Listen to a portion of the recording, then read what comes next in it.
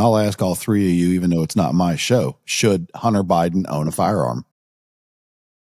Welcome to GOA State of the Second podcast. My name is John. Today we're joined by the cigar smoking, bourbon drinking, the men, the myth, the legends themselves, Whiskey and Windage. We've got all three of them here, which is a task in itself. Boys, how are you? Oh, we're good. We're good. Actually, all that you just said, that's all Mike. I think that all that whole category, that summarizes Mike in a whole. I don't know how you did it. I don't know how you got all of us. It's like wrangling cats. It is like wrangling cats. More than one day a week is not likely. Yeah. Thanks for having us on, dude. How you doing, Appreciate brother? you. So I've had you guys on. I've been on your guys' show. It's time to reciprocate, have you guys on the show. So go ahead and tell the folks who you are. So my name's Adam. I am an active duty Army drill sergeant, and that's kind of like my piece of the pie of Whiskey and Windage. Yeah, I'm Mike. I am the founder of Whiskey and Windage, and I'm the owner of OCA USA, a firearm shop in Nashville, Tennessee. I'm Matt Brass. I'm a collector and resident mouth breather. You always need one of those. That's for sure. Yep, I'm good at it. We got a good one. Well, we're going to start off the show with our rapid fire questions. That's brought to you by Blackout Coffee. Try GOA's No Compromise blend with Blackout Coffee. Get your freedom-loving caffeine addiction from Blackout Coffee. You can find that at the GOA web store or on Blackout Coffee. Again, support companies that support GOA. Blackout Coffee is one of them. So, guys, I'm going to ask you 5 questions. You can answer them as quickly or as long as you want. We're going to ask it across the board. So first thing we're going to ask is, if you could go back in time and change history, would you? No. Yeah, absolutely. I don't think so. You seen that one Back to the Future where like all of a sudden Biff gets super rich? Like, yeah, all day long. See, that's what I'd be afraid of. I would be afraid that I would alter something, then I would not like be here. So I would be terrified of that. Yeah, I've done you could date your mom like Marty McFly. I've done some questionable things and was lucky to get through it. I don't think I'd be who I am if I changed any of that. So, nah, I'm gonna kick it. Perfect. All right, next one is a topic that I've asked a couple people. Are aliens real? Yes. Yes. I don't know. I don't even know how to define a woman, evidently. So how can I define an alien? Next question is, if you could make one firearms movie more realistic, which one would it be? Ooh. I wouldn't do it. My favorite firearms movies are pretty realistic. So, I like, give me Heat, like Terminator 2. Oh yeah, because that's realistic. I mean, they were real guns. It was real fire. Yeah. I mean, somebody actually jumped a semi truck off of a bridge into the LA River to make that movie. That's not. Yeah, like that's not computers. That's real. Like, you don't want to mess with John Wick. You mess with John Wick, like all of a sudden it's not a good movie. It's not believable. You mess with Die Hard, like it's not as good a movie. Like, no, I wouldn't mess with any of them. John Wick got it wrong one spot. The suppressor scene in the subway was like so not believable, especially with like putting them back in their pocket after they're shooting them. That's so what I I'm guess saying, I guess that's wasn't that make suppressors more realistic in movies, how they really are, not what Hollywood makes them to be. Reloads in every one of them could use some work. You know what movie everybody said that is Rambo First Blood? Hip firing machine guns. Come on. I mean, I've seen a couple people do it. Bring me the gun of Rambo. Yeah, why not? Let's do it. All right. Next question I've got for you guys is, what are you binge watching right now? The Penguin. I just got done with that. Oh, I'm binge watching. Honestly, I went back and started watching House again because I'm a nerd when it comes to medicine. I'm a medic, so I've been watching House.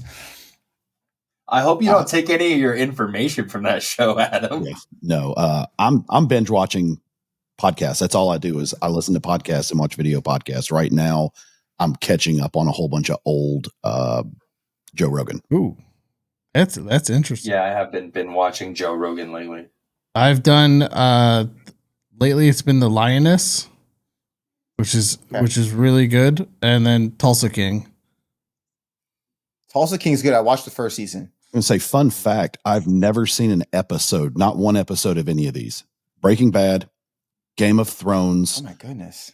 Peaky Blinders. What are some other hot ones that I've never seen? Like all of them. I don't. What was the Yellowstone? zombie one? Yellowstone. Tiger King, Yellowstone. Oh my goodness. I don't watch any of I it. haven't seen Yellowstone or Breaking Bad What? or That's what's the crazy. other one? Yellowstone's phenomenal. Game of Thrones. Never seen an episode of Game of Yellowstone Me and neither. Breaking Thrones. Bad. Never watched the zombie, whatever the zombie one was. Yellowstone and Breaking Bad are two of the best. Yeah.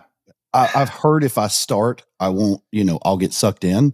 Mhm. So at this point, I'm so far behind. I don't want to watch it just because I It's don't been have and the gone time of the already. day that I know it's just going to make me a useless sack of nothing on the couch.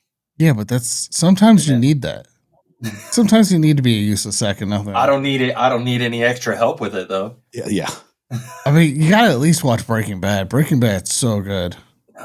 I also have moral conundrum about watching something commercially that almost glorifies the production of methamphetamine. Like, Okay, I can get with that. I don't know. That goes back to that first question. Where like I could be a millionaire. Like I don't care if it's through betting meth. Like whatever. Let's go. $1 million is $1 million. $1 million is $1 million. Said by Adam. Adam, you would say that. That's right. So the last question I've got for you guys is, what is your current EDC?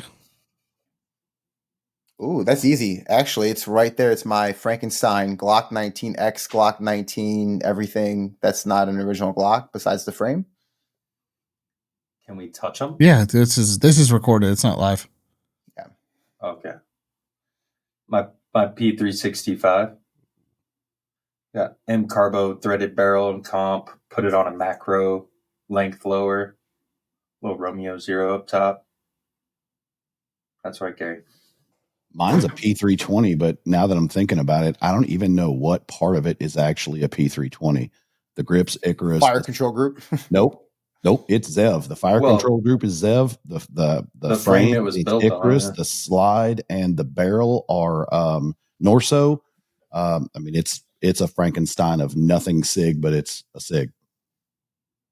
See, I love doing that. Like I posted a picture of my M&P build that I built up with a Faxon barrel slide, a Apex trigger, and somebody's like, "That's not even an M&P anymore. It's just a shell." I'm like, "No, it's still M&P. Yeah. It's still an M&P.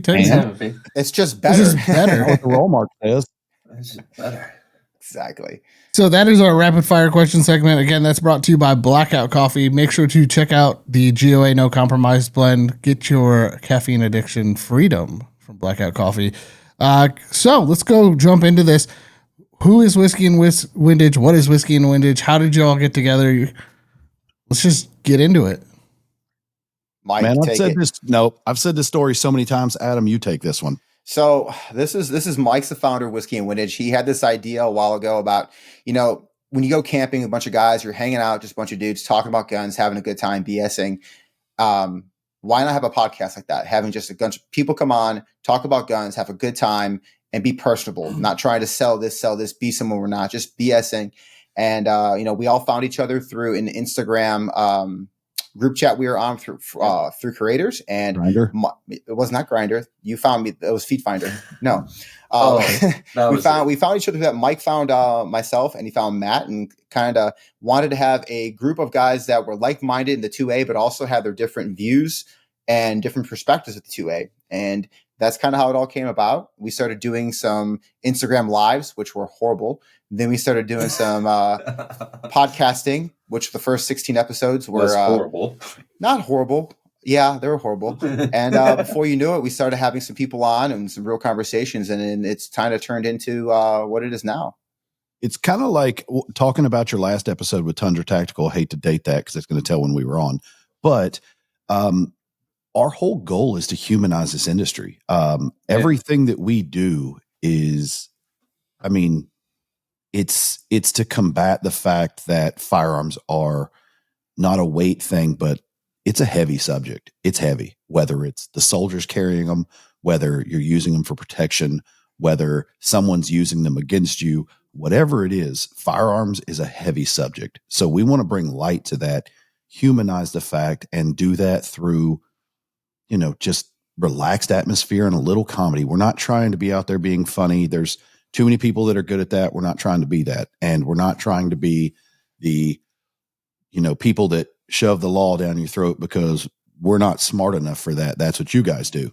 So we're kind of in the middle. We're the average Joes, I guess you could say. And we just want to, really bring home the fact that, hey, this is so-and-so. He owns this company that you might not ever have a chance to talk to. And here's what he thinks. And here's why you should support his product. And I think that's kind of become almost our specialty, is like there is usually a lot of these businesses, as even the big ones, are still a family owned business. Like someone from the family that started that here in America is still the CEO or still the owner of that company. And I think it's something that I think a lot of these companies overlook, is that I think that should be a focus of a lot of their advertising, is like, hey, we're still here. We're still people. This is a family owned business. A lot of folks in our, in the 2A industry want to support American businesses. So. Yeah. And that's a big thing that we work real hard on this podcast as well, is humanizing the industry. People look at the gun industry as a whole and they're like, this is a huge industry and it's full of heartless people, but we are like a family. That's the best way to put it. We're like a family. There is some infighting sometimes, but we all love each other at the end of the day, and we smack talk each other and talk. We were talking before the show, before this episode. We recorded with Dave from High Point, and I got a little smack talk going back and forth between you guys, and this what it's all about. We love talking about it, and we talk smack and we have fun. But at the end of the day, we encourage more people to hop in on this and just enjoy the 2A. Man, I'll call myself out. I'll be the first to call myself out on that.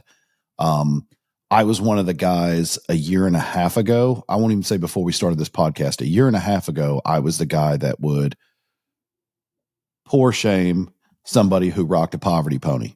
I'm that guy. I'm going to tell you that. It was my outlook. It was what I thought. How could something so cheap, be effective? Is it my go-to? Is it this? Is it that? Like every answer across the board was no. Then you talk to the guys over at Anderson, you talk to Kyle, you talk to Jennifer, you talk to J-Star, you talk to these guys, and you're like, well, wait a minute. Not giving away their secret sauce, like, they make a whole lot of stuff for a whole lot of the industry. And if you kind of look at it, we're kind of like 2A farmers. A lot of this stuff in the manufacturing industry is crop shared. Hey, you make this, you make that, you make this, everything that's unlabeled, and we want to buy that from you. You buy this from us, and here we go. I'm not saying it's all like that, but before you start throwing those stones, I mean, if you just do your own research, you'll realize, like, you better look around at those walls, make sure they ain't glass. Like, you're throwing rocks. Like, there's a lot of people that are helping each other out. Coming from a manufacturing background, I saw the secret sauce. I saw behind the curtain, and once you see behind the curtain, it's like, you can pick out who does what real easily, and people start looking at you funny, and you're like, no, that's so-and-so's stuff. And they're like, no, it's not. It's them. I'm like, no, that so-and-so made that, and so-and-so made that. No, you're full of it. No. It's those. That's what happens. Nobody wants to believe me. And then you look at like companies, and when we start talking to them on our podcast, I bring it up. I'm like, yeah, so who makes their own stuff? And they're like, well, 70% of us don't make our own stuff, or we make this part, we buy this off the shelf. Palmetto's a great example of it. They're very open about what they make and what they don't make. Oh, I was going to say Palmetto had their own show, and they had KAC on, and they were talking about all of the little parts and everything like that. I don't want to misspeak on what they do and don't make, but it was pretty much like all of the little bitty parts and all, gas tubes and, buffer tubes and buffers and all that. Like they went out and they were like, yeah, we get it from them. It's a lot easier for us to get. Yep. And I would hate to have the detent job. I would hate to be the guy that was responsible to make the detents. You want to talk about assurance on it? Boring quality assurance thing. Taking like the measurements on the guy, detents like, to make sure they're coming out right. You're just like, I I would not do good at that job. So, No. as a person who had to assemble a lot of ARs when working for a manufacturer because we just didn't have enough people to assemble them, the detent job of putting the detents in, I don't wish that voodoo hate on anybody. There may still be like 7 or 8 of them floating around somewhere in the atmosphere, but Oh, for sure. Yeah. And then imagine making them. Like, holy cow. Like, I got to make sure they're all the same size and the same diameter. And like, nah. After I lost my Just second fire detent, me. oh no! I'll go to After the mailroom. after I lost my second detent, I went out and bought a bag full of them, and I keep them in my Yes. drawer because I'm to the point now in my life. If one goes flying, we don't think about it. Grab another one. Yep. They like to say there's a whole lower parts kit under an AR builder's bench. It's probably true. I'm not even an AR guy, and I've probably built, I don't know, 40 lowers, and they're dangerous. So, like Adam, I got a little bag of, I think I ordered them like 20 or 30 of them in a little bag.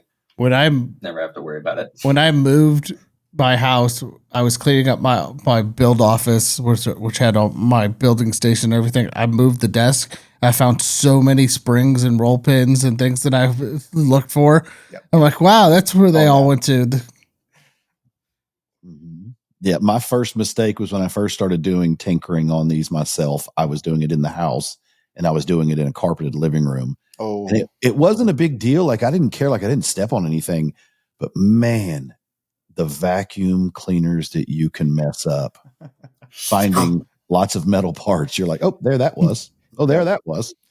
Oh, yeah. So you guys started this, what, a year and a half, year ago? What's unofficially? I want to shout out one guy. Unofficially, we started October 1st of 2023, and we were in like a farm league. It's the best way to say it. We were minor league baseball. One of our friends, Tyler Hoover, who runs the Anti-Hero podcast, actually was looking to try to start a channel that had a podcast drop every day. And there was 5 of us. He selected 5 different podcasts, and we all picked our day, and it was our responsibility to drop something. He was trying to, I don't know if he was trying to do a media company or not, but that was what was happening. Yeah. And we started in October. We realized in November really quick that some people weren't quite in it as we were, and firsthand, whether you record in batches or you record every week, doing a podcast is taxing. It is hard work. It is only because it's monotonous and you have to be committed. I think the stat right now is if you want to be in the top 20% of podcasts, what was it, like release one podcast? Top 1%. Top 1%, you got to release a podcast every week for a year. And that puts you in the top 1%. Like, are you kidding me? Like, yeah, thanks, Mom. We did it. We made it. We to the top. Seriously, it's taxing. It's tough to get up there and get excited about it unless it's your passion. And he did that. We realized it wasn't good. So, yes, January 1st, 2024 was our official first out on our own, spread our wings. So we're in this a year. Yeah. For people think, and I've talked to people about being on the podcast. They're like, yeah, podcasting's got to be easy. You just sit there and talk. Well, when you talk for 2 to 3 hours with maybe 4 to 5 different guests, and then you get somebody who doesn't have energy, and they're just kind of like, you'll ask a question like, so what do you do for work? I make shrimp and shrimp accessories. And it just it just dies there. It's task. It really takes a toll on your body and your voice. And people are like, well, all you do is talk for a living. I'm like, yeah, you try to talk for 4 or 5 hours straight and keep coming up with ideas and keep them fresh. But I do encourage people to at least attempt it. It's fun. It's a hoot, especially with all the people you get to meet. Well, honestly, fun, I was going to go ahead, Adam. No, it's lots of fun, but also, John, the whole other spot is after the podcast is done. People don't realize the editing, the creating of reels, the uploading to all the different platforms. Like, I think between the 3 of us, we put in 40 hours a week, easy 40 hours with the 3 of us, just on the backside of the podcast. So that's another part of the labor of love that people don't see. And something you'll be excited about, John, and I know that we're all excited about it. Man, a couple weeks ago, we found out that the media as we know it, the landscape's changing, and you're not getting as we all know, and everyone has their opinion, and you have the right to your opinion. Who knows if the news we're getting on the TV is accurate?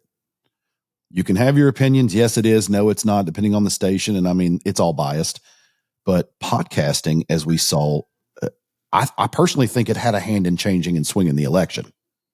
Oh, and it's your opinion. And with you, and I hate that Kaylee's gone, but right now, but hope she's doing well. But with you and Kaylee, you guys and GOA get to bring the news that you want to provide, and you're bringing it unbiased, and you're bringing the guys on, and you're telling the story that needs to be told. We do the same thing. And I think that grassroots effort, lots of people say, oh, podcasts and video podcasts. Oh, how 2017 of you. And yeah, they're kind of right to a point. That's when it kind of peaked, but I think it's on the uptick again, because it's where people are going to get their stories. It's where people are going to get their news. It's where people are going to find like-minded individuals. I don't know. No, you're absolutely right. I mean, we've seen an uptick just with this show, but I've talked to people who've been doing it for Sean Heron from We Like Shooting has been doing it for 10 plus years. And God bless him for it, because he has been consistently doing it for 10 plus years. But just talking to all the guys who do podcasts, it's a way, we could all turn on a camera and do YouTube. It's not hard. It's not hard to make an unedited video on YouTube, but to do a podcast and be able to sit there and have conversations and get the truth out and get people's backstories and let people open up is a lot different than if I were to walk up to you guys at an event like Goals and go, hey, tell me your story in 2 minutes. Go. Yeah. Now I get to be personable. It gives you a lot. Yeah, it gives you a lot more space to work in. Really get down and get to sit down and talk with somebody. It's funny you say that, because Adam, Matt, and myself have all had these conversations, and I won't tell the channel that's out there, but to prove a point about how hard it was to grow, I actually created a YouTube channel that the point of it was to just grow. And it's so funny that we can come out there and bring unbiased information and put it out there, and it's good content. Valuable content. It's valuable content. And it hits about right here.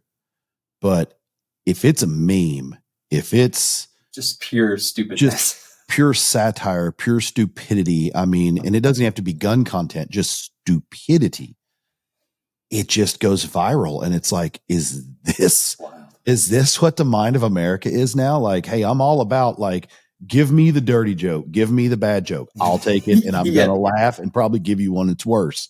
Right. But like, is that what this is? Is that what we've really came to? Like, let's be we need to be joking, we need to have fun, but like, man, like, we have the attention span of like a gnat. Yeah, I caught myself doing that the other day. The attention span thing. I was watching a YouTube video, my brain just could not focus on it, and I was back scrolling on something else, looking at memes, and I'm like, wait a minute, why am I doing this? It's one of those things where our attention span has gone so short that it's like, okay, cool, like, I need 30 seconds. Oh, yeah. But then when you actually listen to a podcast, you're focusing. And I find, for me, podcasts, normally I listen to them in the car. I've got an hour or two to kill. I'll listen to a couple podcasts and listen in and hear it. But it's one of those things where the unbiased part of podcasts is you can go in and you can have fun and still tell a story and still enjoy yourself. And then you don't have to worry about being censored, because it's pretty free on the podcasting right now. It is. And what the best part is you're automatically self-filtering. You're finding people who think like you. If you come out there and you just talk in general terms and you talk about, hey, I like puppies. Like, yeah, everybody for the most part likes puppies. Even if you're not a dog person, like, you like puppies. Kind of hard to hate a puppy. Yeah. So that's easy, but I like this specific puppy and raise it to be this. Your audience shrinks. And it's kind of like us with the guns. Like, hey man, like, we like guns. And it's such a polarizing topic that you're either with it or you're not. Yeah, and I want to see more people. I mean, we saw 20, 30, 40 million, depending on who you talk to, new gun owners come in, and we're seeing them start to change the atmosphere. The election this year, or the election last year, seeing that where we are, it was very polarizing around guns. We saw both candidates kind of go, okay, well, this is what we're going to do. I'm going to go this. And we saw some law changes. We saw some stuff in Colorado. We saw some stuff in Memphis that we've sued on. And we see things in Washington State and things like that going on where these things now, and I'm going to go a little early on our soapbox because we'll go into that here soon. But now is the time to put the flame to the butt of these politicians and get them. I mean, we voted them in. We got a year. That's in all honesty, we have a year to make changes. And people were like, well, there's 2 years and, midterms are in 2 years. You've got a year because after that, they're going to start going out and doing their thing and campaigning, which is scary to think that we only have a year. But now's the time to start calling these guys and put the flame to their tuchus and get them to move. And that's the only way to get it done. No, it has to. And that's one thing I said right away. Great.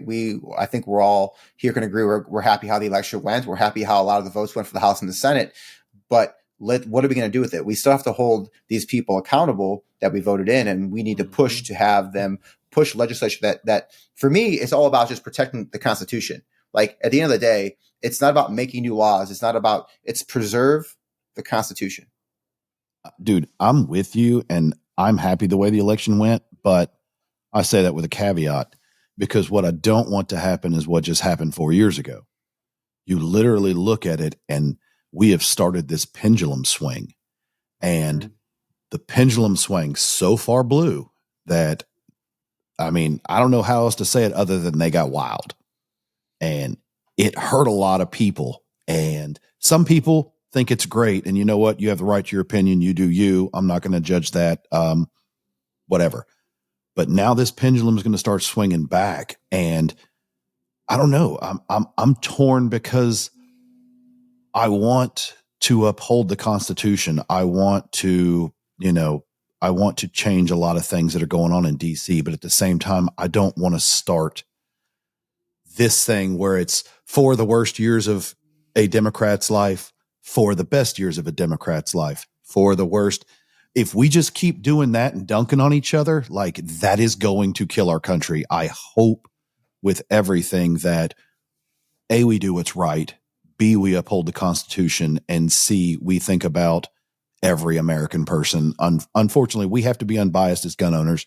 There's Democrats that like to shoot guns. There's Democrats that want to take guns.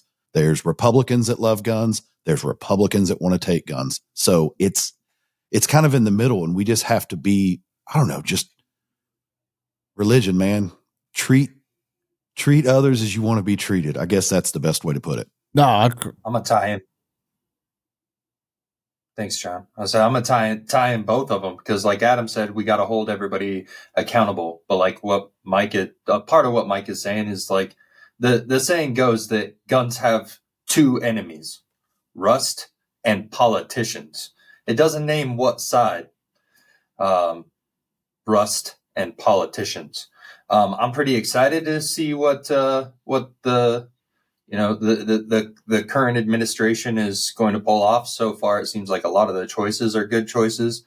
And he knows that, in his first run, like he made a couple of mistakes as far as the Second Amendment goes, but he was willing to admit like, hey, I'm ignorant. I didn't know.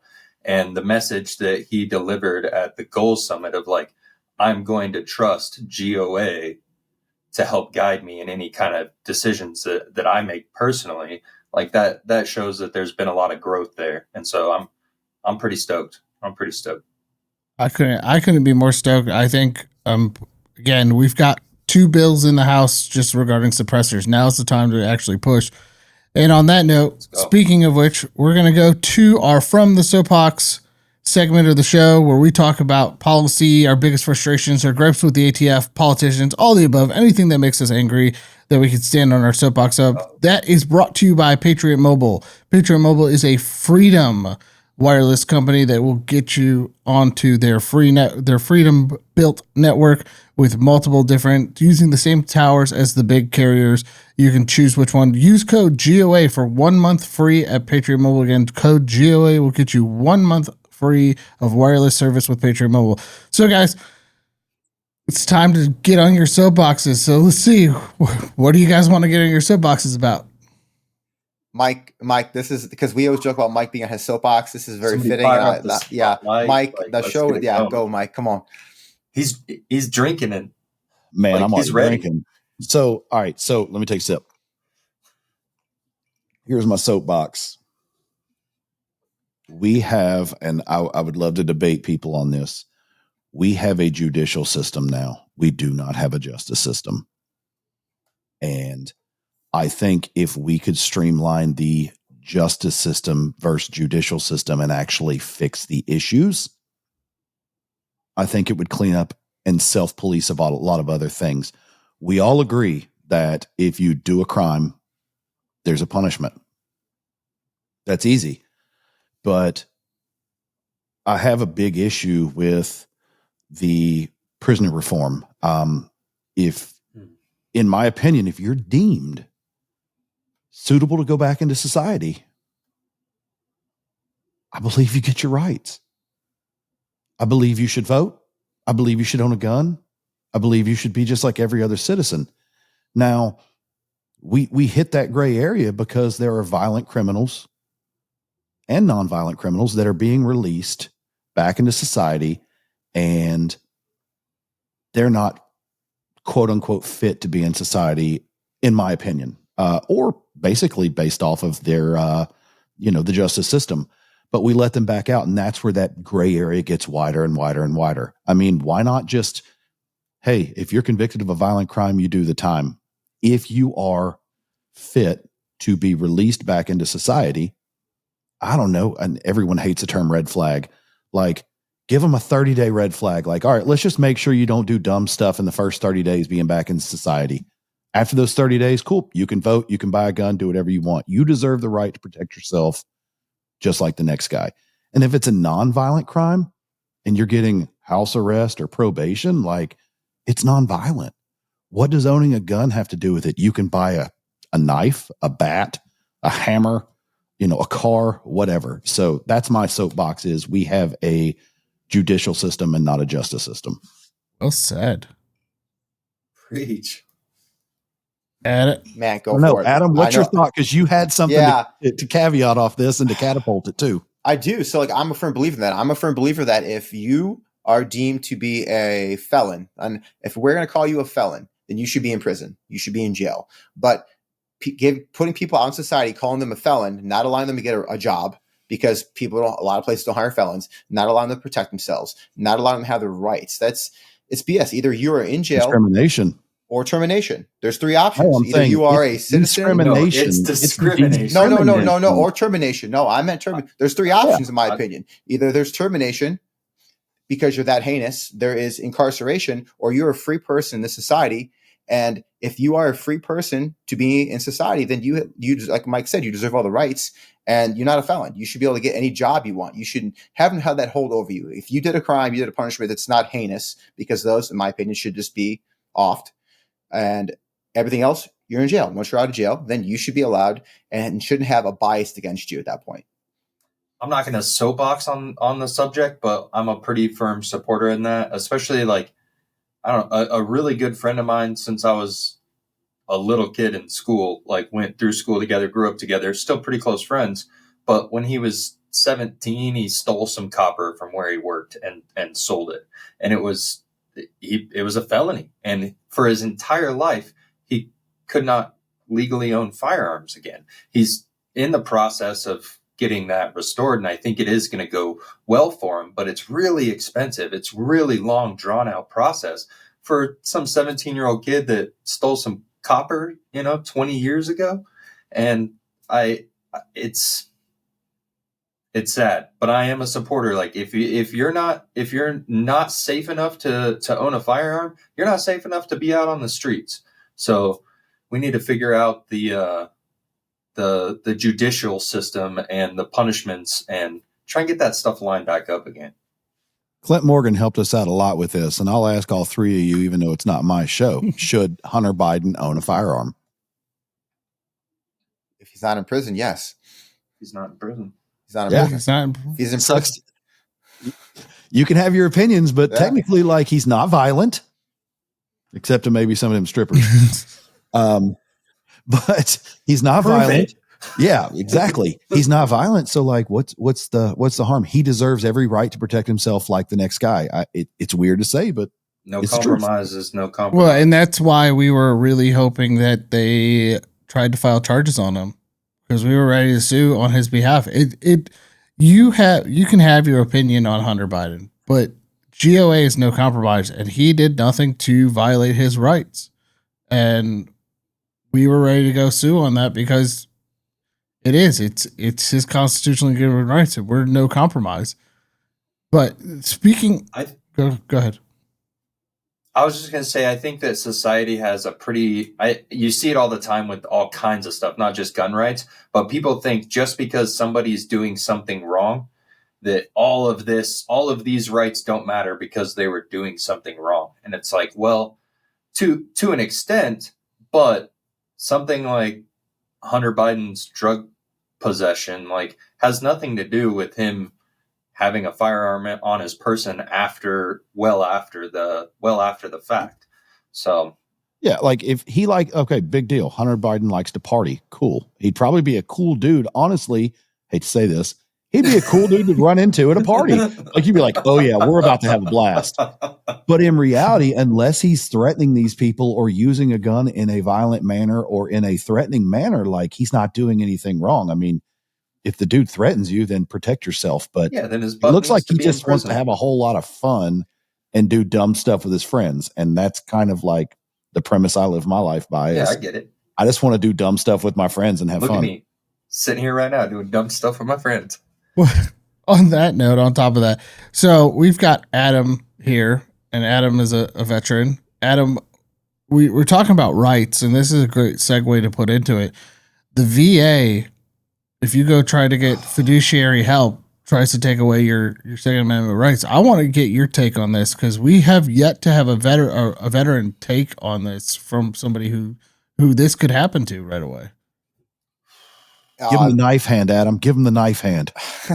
Not today. No knife hand today. But that's something I am worried about. And it's something that I know a lot of service members, even when they want to get behavioral health, like services, some of these guys I know are scared because they are scared to go in there and claim that on their VA bill because they're scared that they might not be able to have firearms. Now, in most cases, you would still be able to get behavioral health services without that happening, but there is a chance, and that's terrifying. Or the fact that anything that could take your firearms away is scary. So that is something that I can't stand personally. And being in the military, we have less rights, quote unquote. But and I'll even give this example. I had to do a survey the other day about my command team, and in the survey there was a question, and the question was, "Do you own firearms?" I'm like, and then if so, do you keep them unloaded and locked to put away? And politely, I wrote in there that was none of their business if I do own them or not own them, and how I store my firearms is also my own business.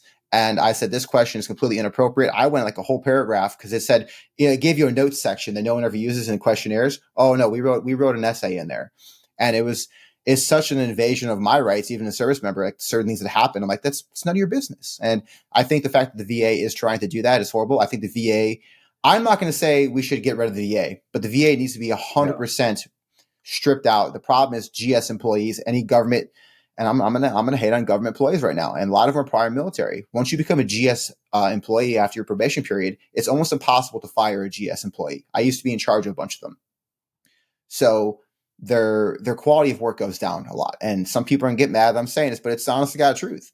And I think the VA is an example of that, where these people show up for work, they have this guaranteed paycheck, another guaranteed retirement, but they don't really care about veterans. And then they hire on doctors that maybe no one else will hire on just to get the job done. And I think the VA is it's a failed system. The VA is a complete failed system. I hope that we have some new people coming in to office that will revamp the VA. Some people want to get rid of the VA. I just want the VA to be revamped from the inside out. Let's get rid of the people that have been running it, put someone in charge, and let's start taking care of our veterans.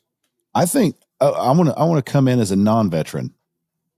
I really have something here, and it really bothers me when it says this. As a veteran and as a military member, you are serving your country. You are a civil servant. If I run for Senate, if I run for Congress, if I run for governor, if I run for this district, I'm a civil servant.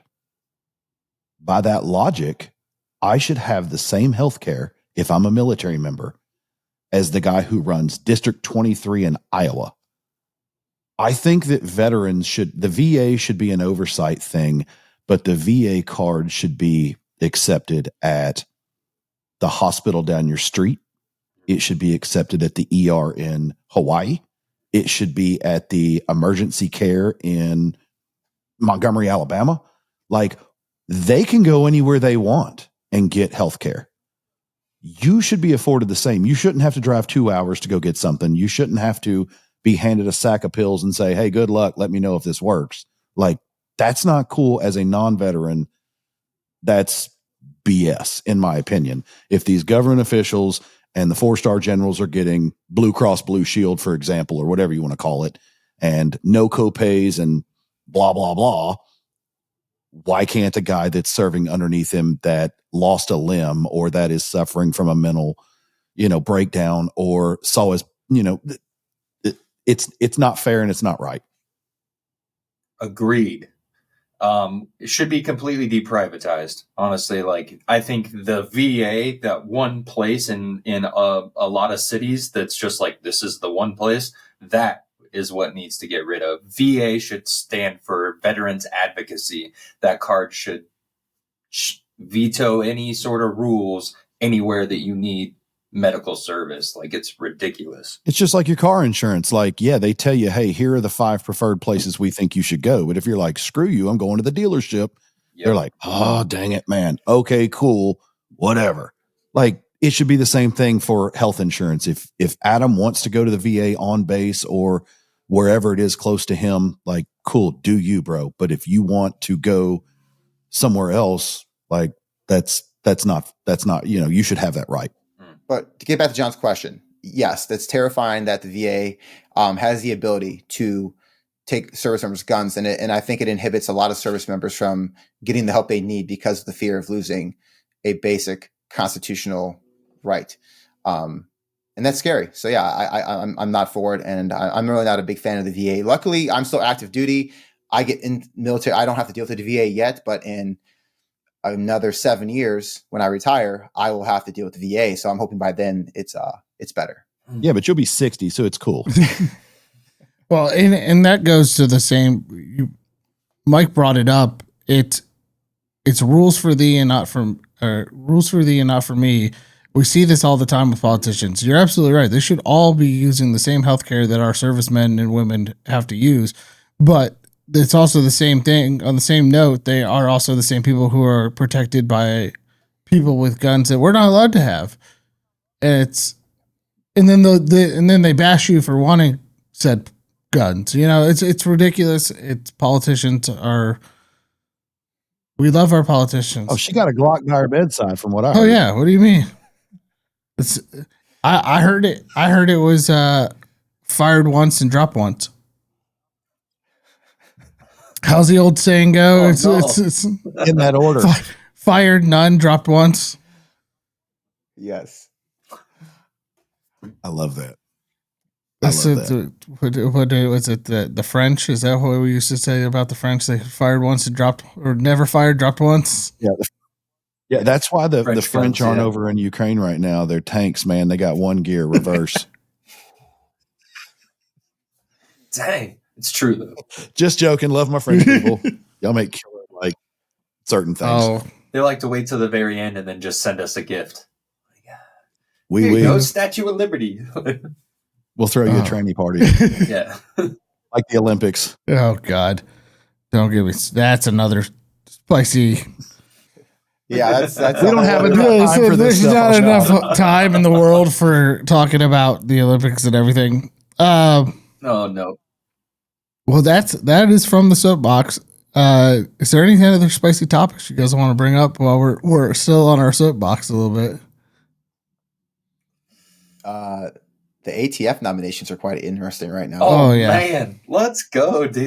We're gonna see how that goes. I got a call from our Fed Affair guys the other day about it. I put a couple names in the hat for them.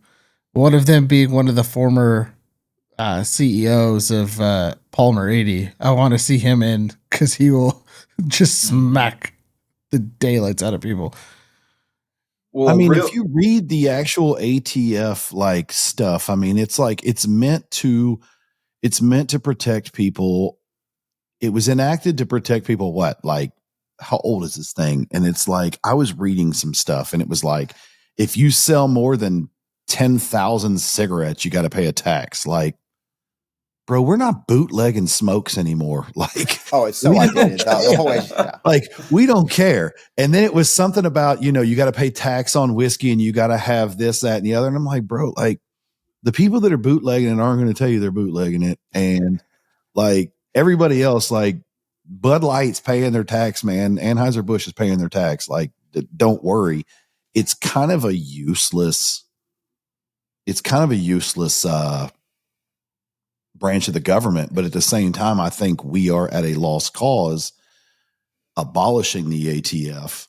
Unfortunately, and I told Adam this offline, I think our chant needs to change from abolish to reform, because what they're going to do is they are going to say, well, yeah, we hear you about the firearms, but this includes alcohol, tobacco, and explosives, even though there's no E in it. And we all have our opinions on explosives. I think you should own them. Cool. Just don't blow anybody up. But, the alcohol and tobacco, there's going to be some loophole somewhere in that part of it that is going to prevent the abolition. Like, we need to reform and say, hey, let's first try to get a win and pull out suppressors. Let's make it. Why can't we? And this is something I told. All right, sorry, I don't want to run long. I've talked to Chris Graham at Yankee Hill. I've talked to Dave Matheny at Silencer Shop. We've talked to Kevin Brittingham at Q. We've talked to all sorts of people. And I'm actually going to talk to Sam at Thunder Beast on Sunday about this. Why can't the silencer industry come up with a uniform standard that is OSHA compliant, just like foam earplugs that go in your ear? Like, you got a Q-tip that says, hey, you can clean your ear out, but don't go too far, dummy. And we also take these foam earplugs and shove them in our ears, and they're like, don't go too far, dummy. Like, why can't we come up with a silencer that's like, hey, we're going to rate this like we do Peltors, like we do shooting muffs, all this other stuff. Hey, it drops 25 dB and that's the max, or whatever it is. You actually have a test that's uniform across the board so we can move it from the ATF to the OSHA regulations. And then at that point, if you said, hey guys, silencer manufacturers, in 5 years, we're going to start following the OSHA stuff. If you want to make a silencer, it has to follow these OSHA guidelines. If you want to make a cool thing at the end of your barrel, that's still involved in the ATF. Sorry, pay your tax stamp, and make these things available to buy outright and take home the same day. Well, OSHA approves suppressor use. OSHA recommends suppressor use. That's the funny part. Mm-hmm. Yeah. But we don't have a universal test because and I'll put all of them on blast, all of these suppressor companies are too scared to put their stuff on a standardized test that OSHA would approve. And if you would do that, I don't care if Surefire is at 17 dB and Silencer Co's at 19. Like, who cares? Like, do a standardized test so everybody can see what it is. That's going to cause people to buy things, but I also think it's going to drive the competition up and make the suppressor game even better. I mean, if you knew right now, John, that you were at Silencer Co. and let's just say that Surefire was beating you by 9 dB, you can't tell me you're not going to try to, like, how do we get 10 dB, guys? We got to beat them. Oh, that's going to make the consumer market way better. 100%. Even in even in the bare minimum of like, hey, meets or exceeds such and such standard. Maybe they don't want to post all their stats, but meets or exceeds this set industry standard. I agree. I think that's where we need to be. I think we, what's the old saying, or what's the line from, what is it? What is it? It's the, in East Tennessee, a man making moonshine liquor, the government will say that's illegal, but we just call it a man making a living. Oh, you talking about popcorn? Yeah. That's my man. Popcorn, dude. I love popcorn. And that's the thing. Like, there's people still making moonshine liquor all over the place, but it's not like it used to be. These guys know, here's it's not Bass Chub gin like it used to be. It's not bootleg stuff. Nah. And you look at, and I was going to say, Adam and I were talking offline about this like 2 days ago, and we were talking about, all these people in different entities and groups are going to talk about how suppressors are so bad because it's John Wick subway fight all over again.